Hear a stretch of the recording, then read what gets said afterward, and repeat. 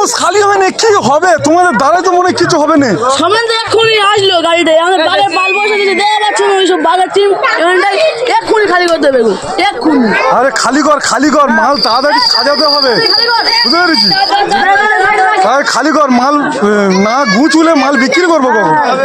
আরে খালি করবে এক্ষুনি বললে এক্ষুনি খালি করে দিতে হবে। সব করে কারবারে লেগেছি।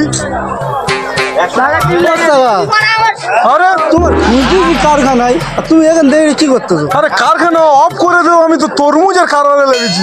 বলিনি কাপড়ের ব্যবসা আর কোনো লাভ হচ্ছে, ওই জন্য ভাবলাম এই রোজাই আছে সামনে, এই সময় তরমুজ কিছু না খাক, তরমুজ তো খাবে, ওই জন্যই তরমুজের কারবার ধরি, বুঝতে পারিস? তুমি আমার বলোনি। তা তুই কাজ করবি, তুই এখন কি করছিস এখানে? এখন তো ঘুরতে এলুম স্টেশনে, আর তুমি এখন দেখে কি এখন তরমুজের ব্যবসা করতে নাকি? অনেক তো তরমুজ আছে।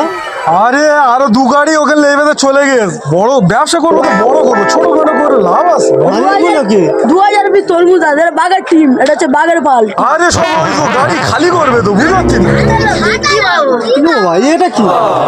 এই তো ওদের মালিক, এ ধরি ওদের চলে এলো। আমার কাজে নাও না। তোর কি মাথা ফাথা গেছে?